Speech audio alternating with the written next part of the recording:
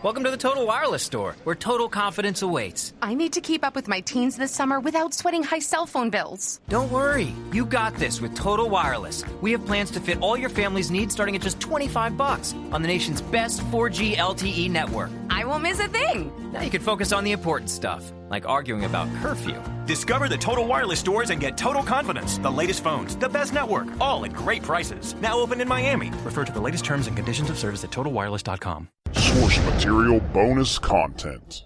Brief history kind of catch us up. So this series ends. We go into Civil War. Ben Grimm, what's he doing here in Civil War? Any idea? Okay, in Civil War, you had most of the Fantastic Four was pretty solidly on the registration side with Iron Man.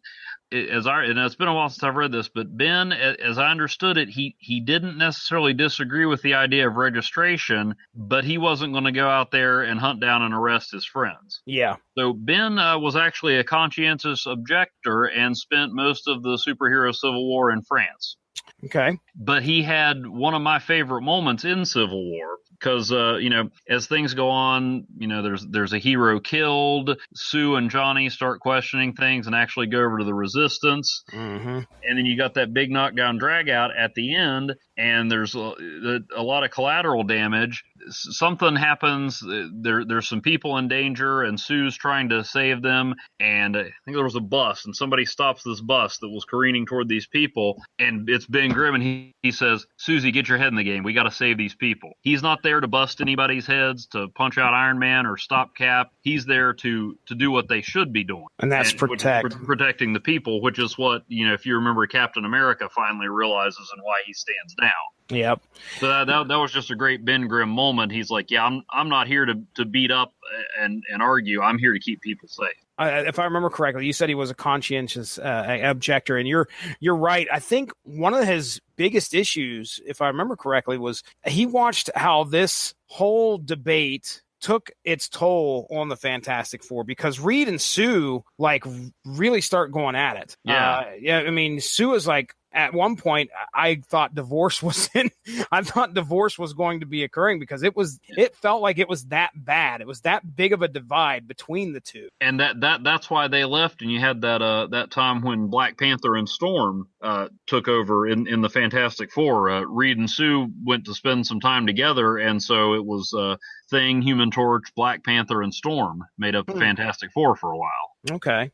So Civil War happens. What other big events? I think Secret Wars definitely needs to be talked about. Right. Was there anything else that occurred? Because we're talking 12 years of history here. I'm trying to think of what else happened leading up to Secret Wars in 2015. Well, Johnny died. And that's came right. back. Yeah. I'm proud to say I called his death as the one who was dying, even though I wasn't reading Fantastic Four, because there had already been stories where Reed, Sue, and Ben died and came back. So I was like, well, it has to be Johnny. Got to be Johnny. Yeah. And at that point, Spider-Man joined for a while, and they changed the title to FF, which stood for Future Foundation, right? So you had Valeria, their daughter, Franklin, a bunch of other genius kids. So it kind of expanded their mission statement a little.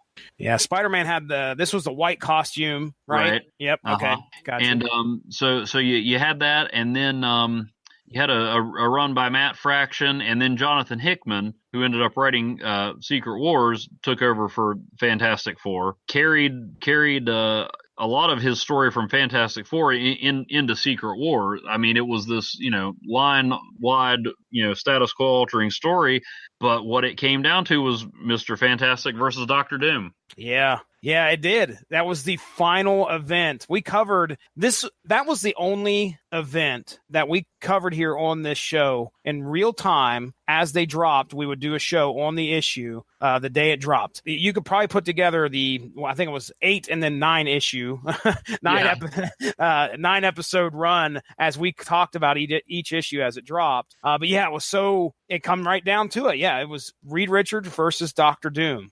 Did you read any of the Ultimate Fantastic Four? I read some when the last movie came out, because as much as everyone was complaining that it didn't follow the comics, and it wasn't a very good movie, honestly.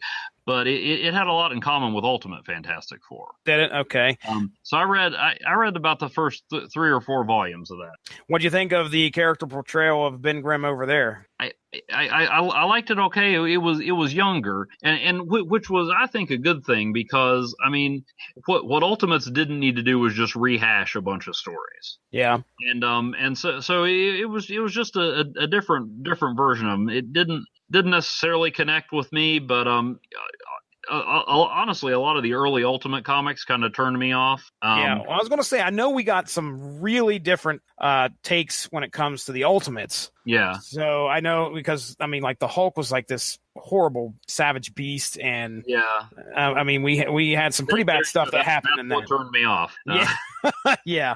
I didn't know if I never read any Ultimate Fantastic Four. I was curious about some of the stuff that happened. Now, doesn't that iteration of Reed like turn into a villain or something, and that's our villain in Secret Wars? Which was my primary curiosity, other than the tie into the movie, and reading that, and I haven't gone far enough in to figure out how that happened. Yeah, see, I remember when we were reading Secret Wars, I was like, who is this dude? What is he all about? And luckily I had Ronnie there to say, oh, this is the other version of Reed Richards. And of course, also had the kind of character breakdown at the beginning of every issue. Maybe I should have looked at that as well. But hey, but regardless, I didn't. Yeah, I'm right there with you. I don't know what turned him into that, but I thought that was an interesting switch on things. I imagine Reed Richards as a villain has got to be, that's formidable. Wow. He's the guy. I mean, it diminishes it a little bit, but he's basically tech support for the Marvel Universe on a massive scale. And so, yeah, the guy that you rely on to fix anything that's broken is the guy breaking stuff. That's not good. No, it's not. No, it's not. All right, so the end of Secret Wars. Give us an idea, after the battle between Doom and Reed Richards is over with, where does that leave the Fantastic Four? Well, you got Johnny and Ben back on Earth, and Reed and Sue and the kids are out there kind of reshaping the multiverse, kind of rebuilding it after everything is destroyed. And one of the things Reed does is he puts Doom back on the main Earth 616 and has healed his scars. Yeah, he shows up I remember that was one of the big spoilers, because he ends up showing up at the end of, I don't know if, I know it was some other issue prior to the final issue of Secret Wars. It was Iron Man. That's right. Superior? What was it? Superior Iron Man? Invincible Iron Man. Okay. And so he shows up there, and his face is completely, he's a handsome fella. He's back to normal. So, that was one of the big changes. Trying to make up for what he's done. Yeah. Isn't Ben part of the Guardians of the Galaxy at first, and then... Yeah, he's back out in space, and Johnny ends up dating Medusa, whose sister is his ex-girlfriend. That's right. I was about to say, weren't they an item before? But no, it was Crystal. And then and ends up on the Avengers too. Thus becoming the final member of the original Fantastic Four to become an Avenger. Okay. So yeah. Well, then I guess that kind of brings us up to Fantastic Four #1. Well, one more thing before we get into it. Did you feel a hole in the Marvel Universe because the Fantastic Four was not there? I kind of did, although, I think I bought the first issue when they came out with their red costumes and it was heading toward the end. But as much as I hated to see the Fantastic Four there, I didn't go out and buy the book and get Marvel to change their mind. Okay. So, I had to admit that. But yeah, I really don't understand if they're going to try to say that they canceled that or took that off the shelves because of sales. I mean, this was a founding block in the Marvel Universe. I didn't read the title, but I hated the fact that team was not out there. Well, go ahead. Part of it, and I mean, I don't know. You hear people speculate online, but that was around the time that Fantastic Four movie was coming out. And, if it's something like Deadpool, where it's going to make a lot of money no matter what, Marvel jumps on it. But when was the last time you saw any X-Men movie merchandising? Exactly. Yeah, I talked to a lot of people who really said that the absence of the Fantastic Four was felt. They wanted this team back in some way, shape, or form. And so here we are, Evan Bevins, August 2018, and the Fantastic Four finally, there's a Fantastic Four book on the shelves. Yes. We'll just put it that way. So, there's 3 stories that happen in this first issue.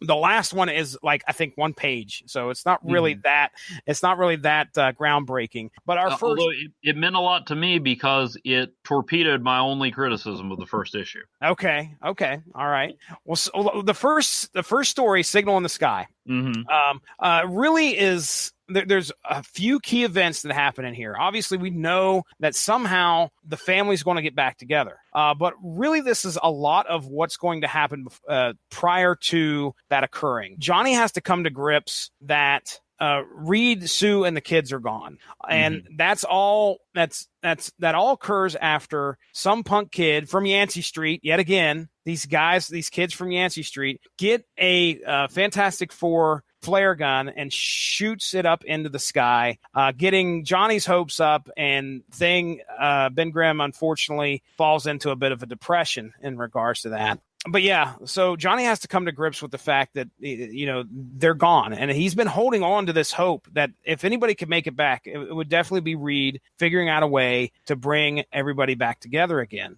We do have a reappearance of Shecky. Well, because Ben, I guess, has set up kind of a little Fantastic Four museum there, and that's right, where the kids stole the signal flare from. Okay. And we get a neat little untold Fantastic Four tale when they were out in space, apparently lost, and there was a lady there, or a alien being there that could help them find the way. And the only way that could happen would be as if her staff was powered, and she had to have somebody on the team power it. And here is a great way that Dan Slott just throws in a neat little family dynamic. And that's that family dynamic between Sue and Johnny, the brother-sister kind of rivalry that, I don't know if that's come out. I don't read a whole lot of Fantastic Four, so I don't know if that's really been played upon, but I could tell you that I've not ever seen that really played upon in what I've read. But yes, so this lady's like, you guys got to help power this. So they're all trying to figure out how to power it. And she says, you got to power it by song. So immediately they're like, she goes, who's the best singer? And Sue's like, I am, but everybody else is like Johnny. So she has to come to grips with the fact that her brother actually her younger brother does something a little bit better than her. Granted, that definitely wasn't highlighted, but it was a neat little way to kind of show that sibling rivalry that they have. The other thing that jumped out to me about that is in between Hickman's run and then James Robinson's run that closed it out, you had Matt Fraction, who threw in something about Johnny being a pop star. Oh, and I was like, well, that's weird. I don't remember them ever saying anything about that. But I kind of wonder if Slott didn't maybe take a little inspiration from that and say, okay, well, let's show that Johnny's always had a voice. So, or it could be a coincidence. I don't know, but that was. That was very cool, and I think a good preview of how he's going to handle those family stories. Yeah, and the other big thing out of this was the fact that when they were on their way home, supposedly the staff shine this light so bright that everybody can see, and they can see their way home, including Alicia. So she was with them on this trip. She's blind, ladies and gentlemen, but she could see this light. And the being says, well, you may not be able to see it with your eyes, but your heart can always see something along those lines. Your heart can always see the way home. So anyway, she thought it was beautiful. She couldn't believe she could see it. So that gets Thing to thinking. And he finds part of that gem and he puts it into a ring. And oh my goodness, boy, do we have a moment here. This is probably the moment of issue 1 where the Thing proposes to Alicia Masters. Long time coming. Yeah, that's that. The thing I was reading, one of the comments that I saw about this issue was, I hope it's for real this time. So yeah, you said this is a long time coming. They've had their on and off stuff. So it's kind of neat to see that actually be a possibility. That might be the way Dan Slott's going to go here. And so, yes, Ben Grimm, Alicia Masters getting married. As he asked Johnny to be his best man, that's where things really flip because Johnny, he doesn't want to let go here. He does not want to let go of the fact that instead of him, it should be Reed. And because Ben is asking Johnny to do this, he believes Ben has given up on the fact that Reed and Sue are coming back. He has kind of what you would call a meltdown. But soon after that, I don't know if another day goes by or if it's that same night, but Reed and Sue have been working tirelessly to try and figure out if there's a way to possibly get back to the 616. And Reed's, of course, invented some kind of contraption.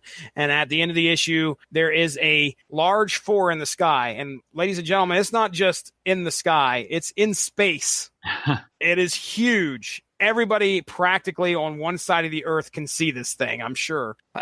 Ergo, the beginning of our adventure, I believe. What do you think? Yeah, I mean, it was definitely kind of Slott, making his mark and setting it up. I said the one pager that Scotty Young did at the end with the Impossible Man fuming because they're not actually back together in the first issue was kind of what I was thinking.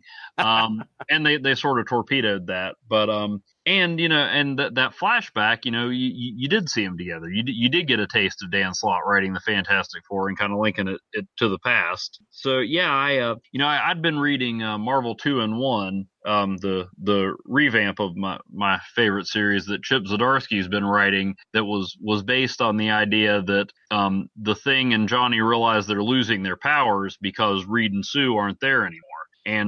And the Thing being fairly certain that Reed and Sue are gone for good, but not telling Johnny that. Oh, really? So yeah, and hanging out with Doom along the way. Yeah, so, we've got to definitely talk about Doom because that's our second story here for sure. And I know you said you've got a good idea of what's happened up to this with Doom. Well, they did an annual Marvel 2-in-1, and whereas the first I think 8 issues have been the Thing and the Torch. In the original series it was usually a rotating guest star, but this one actually is the Thing and the infamous Iron Man, which is of course the identity Doom took on after Tony Stark disappeared. Mm-hmm. And so it's Doom through a series of events finds out what he forgot about the end of Secret War. The classic Doctor Doom story. Doom is always after ultimate power, from when he tried to steal the Silver Surfer's power cosmic to stealing the Beyonder's power in Secret War. And when he gets it, he just doesn't know what to do with it. Yeah. And so the idea was that Secret Wars, Doom finally, he got everything. Yeah, he was a god. Yeah, I mean, and he's practically God. And his obsession with Reed Richards still brought him down. Yep. I mean, it wasn't, Reed survived the end, but Doom, his, obsession, fixation, and even fear of Reed Richards is what ultimately brought everything down. Mm-hmm. They flash back, and there's a moment where Doom says, okay, well, even though I've lost ultimate power, I'll never stop coming after you. And so it's revealed that Reed didn't just fix his face. He made Doom believe that he was really gone. Huh. So the emptiness isn't just, the post Secret War stories with Doom have been, okay, you got ultimate power and you still weren't satisfied. So what's going to satisfy you? And it turns out that's not just it. It's the real driving force to beat Reed Richards was gone. Yeah, there's nothing there. Now, how he gets from that to what we see in Fantastic Four #1, I think Mr. Slott's going to reveal that over the next few months. Yeah, I mean, he's been doing the infamous or invincible, whatever he is, Iron Man, and he's been acting as a hero for a little while, right? Yeah. Okay. So, yeah, and here we are, our Day of Doom and Victory. The second story really is not much other than the return of Dr. Doom to Latveria. What I assume is the introduction of a supporting character. Zora Vukovic. Zora. Okay. Heard of this person at all? New? No. Okay. All right. So, yes. He's new, but I thought Shecky was new, so. Well, that's all right. So Zora shows up. She's wanting to talk to Doom. She's accosted by all these Doom bots. Doom actually shows up. He's just wearing his cloak. She convinces him to put on his mask. And then you have this, this moment where you're seeing Doom show up in Latveria and taking control back, I guess you would say, letting everybody know that he is there. So there's nothing in here that makes me think that this guy is going to be a villain immediately. There's nothing in here that makes me think that he's going to be a hero. He's definitely Doom. That's for sure. I mean, there's no question about it. It's not like Slott's writing him different. You can tell this is definitely Doctor Doom, or at least acts like him for sure. So you've got him. He doesn't seem to be. He seems to be kind of rejecting the technology side of things, which he has done before in Wade's run. In one of the more disturbing portrayals of Doom, but it's Mark Waid, so it's still good. But I think I've read in some interviews. I mean, Dan Slott says this is going to be a different Doctor Doom. So he's tried heroism. His reason for being is about to come back. Yep. So, I'm wondering if he is going to be one of the reasons to bring them back. I have this feeling that he's going to either be involved and try to bring that would be perfect. Fantastic Four, Doctor Doom, Reed Richards play, where Reed Richards now has to be thankful to Doctor Doom for getting them back to the universe that they belong in. I could see that being a part of it. There is. You talk about him rejecting the technological or the technology side of things. Yeah, when he shows up, I mean, he's like got Doctor Strange hand signals going on and all sorts of crazy, what looks to be magical, wards coming off his hands. Yeah. So he's clearly embraced that magic part of his background. So let's get your opinion overall of Fantastic Four #1. I don't know if there's anything else you'd like to say on top of that. I would love to hear if you have. I know you're a writer, sir. So I would love to hear your opinion as to what we got 12 years ago versus what we have now from Dan Slott. If you see any difference, it's kind of hard to compare 8 issues to 1 issue. I know that for sure. But if you see anything out there, please talk on it. So the floor is yours. Well, the one major difference is, Dan Slott's in the driver's seat now. The thing, as much fun as it was, he kind of couldn't step outside what was going on in Fantastic Four. He wasn't going to have the thing up and quit the Fantastic Four and anything like that. So he's in the driver's seat now, and with the goodwill and credibility he's built up with Spider-Man. Sure, there's people who didn't like it, but there's somebody that doesn't like everything. You can't go 10 years without somebody saying, well, that part sucked. Yeah. I'm not saying the whole 10 years was bad, but you're going to have some criticism for sure. But yeah, you're right. He now has a lot more pull than what he did 12 years ago.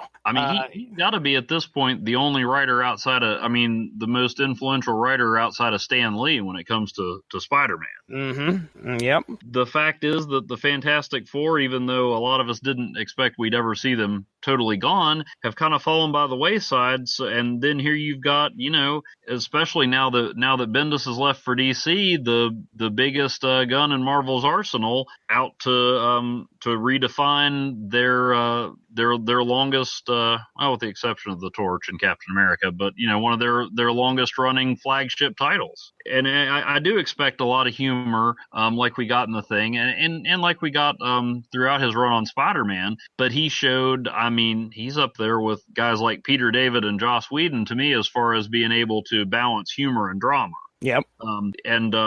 Just in the brief sample size with that flashback, he can write the family dynamic. I'm going to be shocked if I don't like it. Yeah. I like many people, I was bitter and remain somewhat bitter about the whole One More Day storyline with Spider-Man. And, I had read Joe Straczynski's run from the very start, and I didn't like the way they ended it. I didn't care about One More Day, or Brand New Day, especially when they were cranking it out 3 times a month. But I eventually got curious, got some books from the library. Superior Spider-Man, I was all in on. That was an interesting take. Absolutely loved that. And then, finally, too little too late, but when Legacy came around, I'm like, why am I getting these from the library? Why am I not buying Dan Slott's Spider-Man? Mm-hmm. And so then I started buying it, and then they said, oh, by the way, he's wrapping up his run. I'm like, okay. Of course. But then, Fantastic Four, Slott said that with the Marvel Treasury Edition, collecting the original Galactus trilogy was his first comic. So this has been, I mean, his two goals as a writer were to write Spider-Man and write Fantastic Four. Nice. So I mean, it's possible he'll do something that I don't enjoy, but I mean, I'm going to be surprised because I mean, he made me want to give Marvel money to read about Spider-Man again after one more day, which I just said I wasn't going to do. Yeah. And so yeah, I mean, I loved his take on the Thing, and he's always been my favorite member of the Fantastic Four. And if he can get me to like Johnny a little more, then we'll be in business. One thing I think will be neat to see is we saw in the Thing some characters that he brought forward and or from other works or carried on. So I'm kind of curious to see, we had Shecky in there. I'm kind of curious to see maybe what unexpected characters might come back. But the thing I'm wondering about is they never really did a great job of explaining. I mean, I know Reed and Sue and the family were out there reshaping the multiverse, but I'm still not 100% clear on why Ben is so sure they were dead and Johnny isn't. Mm-hmm. And that's gonna be the source of some drama, because Johnny especially, and I think Ben too, is going to want to know, why did you let us think you were gone? Yeah. And I mean, Ben, as we can see with that, I think Ben's to the point where he's going to wonder, but I think he's going to be able to move on from it a lot better than Johnny. Absolutely. Yeah. He's going to hold some resentment when they come back. There's going to be, I just know already that he's so emotionally affected by what happened that there's going to be some tough times ahead that this family's got to get through. And I'm looking forward to him bringing in, especially Valeria, the daughter. When when Matt Fraction was writing it, and a few other things I've read, she's a really neat character. So I'll be interested to see what he does with her. Yeah, I know a little bit about her. Obviously, what I read in the Secret Wars, she was a bit of a prominent player in there, if I remember correctly. Mm-hmm. But yeah, I do want to throw out this one comparison that I saw. I mean, it clearly, for me to critique writing, I'm not good at it because I'm not, I may write a little bit, but nothing on the lines of what this guy's accomplished. But same here. I can see almost like a physical difference in the amount of story that he tells. Fantastic Four #1, and some of the amount of words that he used back in 2006 has definitely decreased. So he may have figured out a better way to rely upon the artist to maybe tell the story. That's not to say that his ideas are not coming through there. It's just that he's finding an easier way not to bog the story down with so much. It's not an overabundance of exposition as to what's going on, who's doing this, what's he thinking, what are they thinking. And there really wasn't a whole lot of that in the 8 issues from 2006, but there was enough to where I could tell there's a difference now. Definitely a now. So, but hey, I'm on board. I know a lot of people were excited that that the Fantastic Four have returned. Tune in Mondays at 9 a.m. for source material on the Rattlich and Broadcasting Network. Welcome to the Total Wireless Store, where total confidence awaits. I need a smartphone with an awesome camera. Got anything to fit a new dad's budget? Don't worry, you got this with Total Wireless. And now you can get $50 off on select phones $99 and up. My relatives won't miss a thing. Now you can focus on the important stuff, like diaper duty. Discover the Total Wireless stores and get total confidence. The latest phones, the best network, all at great prices. Now open in Miami. Limited time offer in 6/30/18. Available while supplies last. Porting required for a non-track phone brand. Offer only available at Total Wireless stores. Visit store for details.